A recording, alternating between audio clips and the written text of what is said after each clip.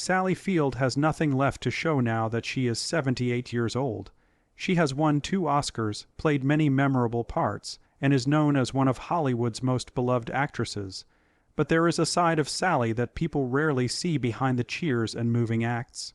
A side that remembers every lie, every insult, and every co-star who went too far.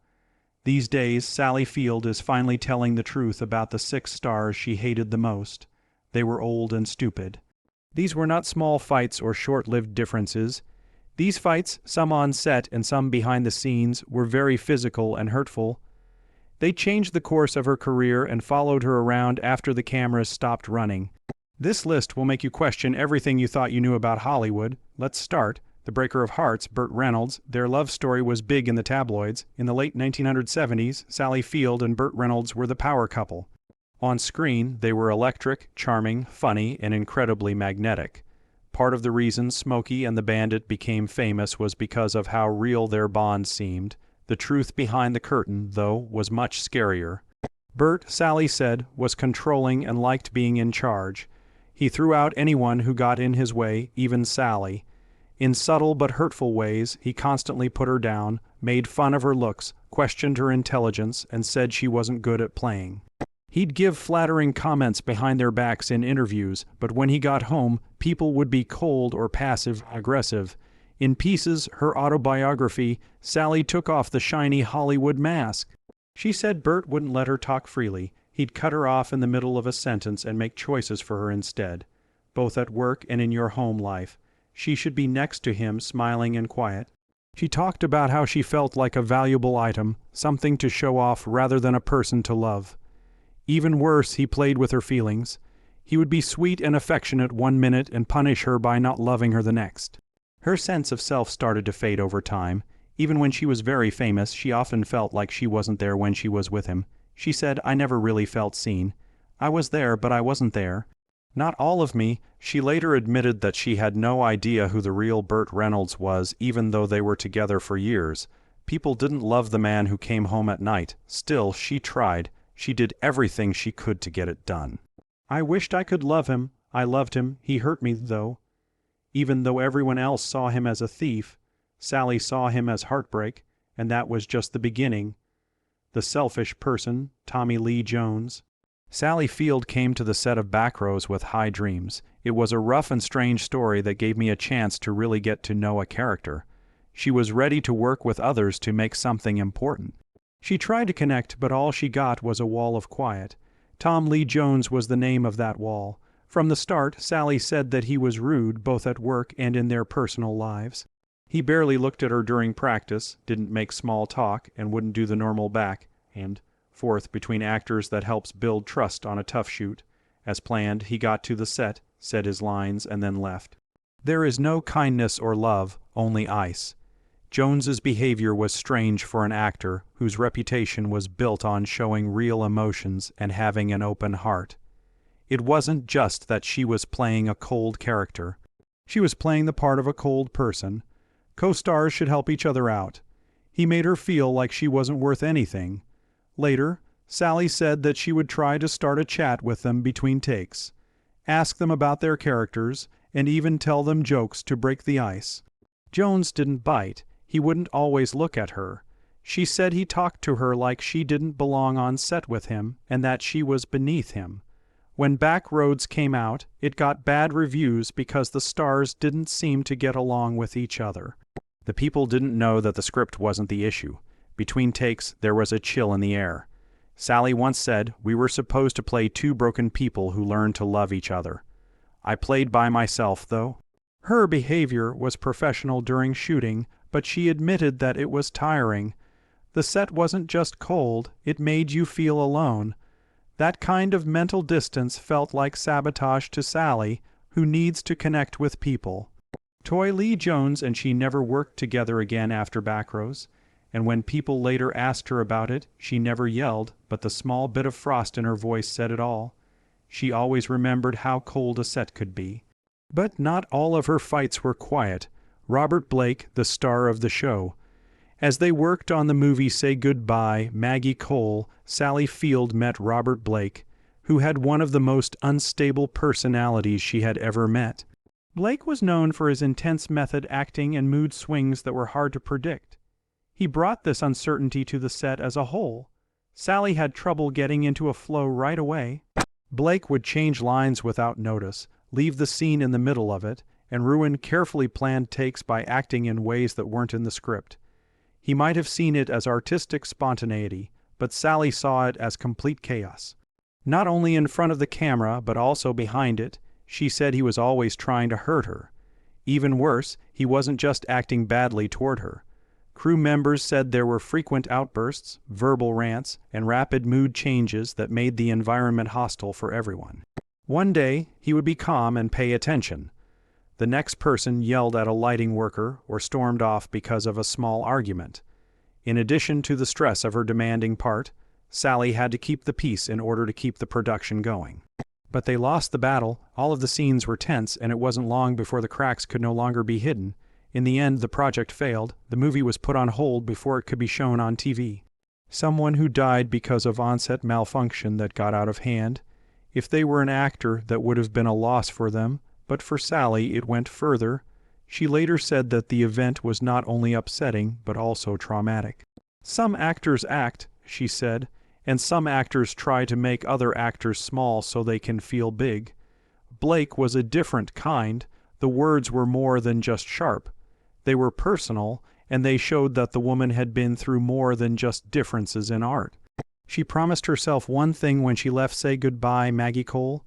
She would never again put up with chaos that looked like genius, but not every fight began on set. Some started when the awards show season started. Shirley M. Land, the foe who you hate. In Steel Magnolias, everyone thought they were a dream couple.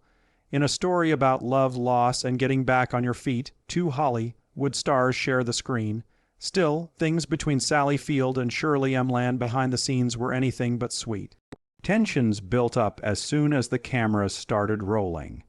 Sally went into the movie with a lot of emotional awareness, and she really connected with her part as Maine, a mother who is grieving. She wanted honesty, openness, and depth, but she treated it like a battleground. Coworkers said that she used every scene as a power play and was always talking about how she had won an Oscar. They also said that she ignored direction and cut short takes to sneak into scenes that weren't hers. While she was on set, Sally tried to be nice. She kept her focus, smiled through clenched teeth, and hit her marks, but inside she was tired. It took 17 takes to get one very moving scene right, not because Sally couldn't do it, but because Shirley wouldn't play it straight. She kept making fun of Sally's grief with sarcastic comments, as if it were part of the script to make fun of her emotional act. Years later, Sally would only briefly talk about the fight in interviews, saying that Shirley always caused trouble where she went. It wasn't said with anger, just to be clear. It wasn't just a difference in style. It was a battle of wills. Shirley had to take over the room.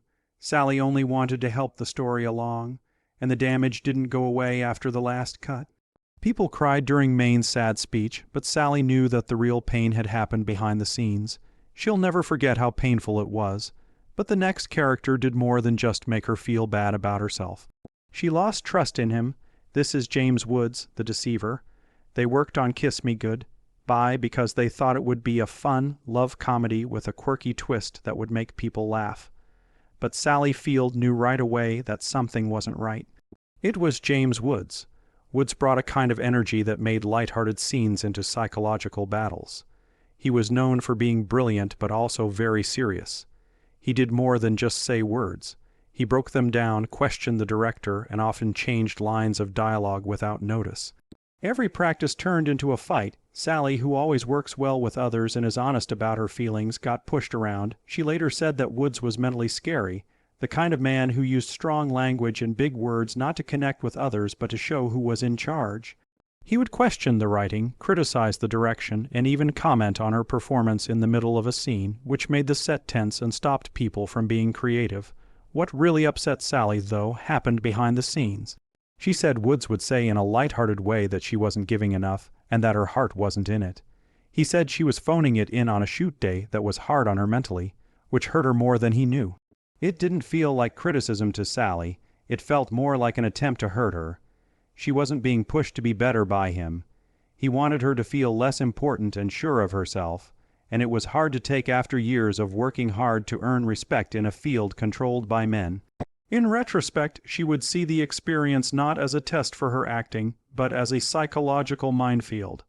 She said it wasn't the part that made her tired. It was always having to defend my worth. Not only was she tired when she left that set, but she was also changed.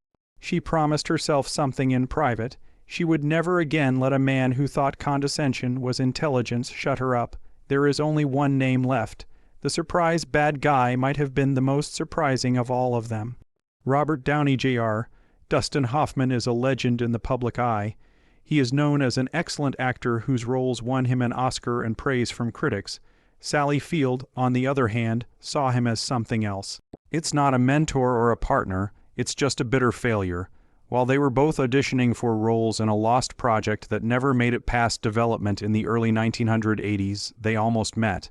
It looked like it would be a good chance for Sally. Instead, it turned into one of the worst things that ever happened to her at work. Sally said Hoffman ran the room before she even walked in during the chemistry read. He made jokes with the producers and pointed comments about the script. When she finally started to read, he stopped her several times, not to help or work together, but to correct her delivery, comment on her choices, and question how she was interpreting the character in front of everyone. Aside from being criticized, she was also made fun of. In Sally's words, it was like trying out for a guy who already thought you weren't good enough. She said she didn't feel like a two-time Emmy, winning actor who had already shown what she could do on stage and screen. Later that week, she learned from a common friend that Hoffman had bragging about ruining the audition, which made the pain even worse. He was said to have said that chemistry wasn't there and that he was sure of it. That wasn't just rude to Sally, it was also mean. It took her a while to accept what had happened. She thought about herself for weeks, wondering if she had missed the chance in some way. But the distance made things clearer. It wasn't her performance that was the trouble. It was important for Hoffman to be in charge of the room and show that he was the best person there, even if it meant cutting someone off. She later said it was one of the most embarrassing things she had ever had to go through at work, and it changed her forever. After that, Sally promised herself she would never work with guys who thought arrogance was genius again. She kept her word.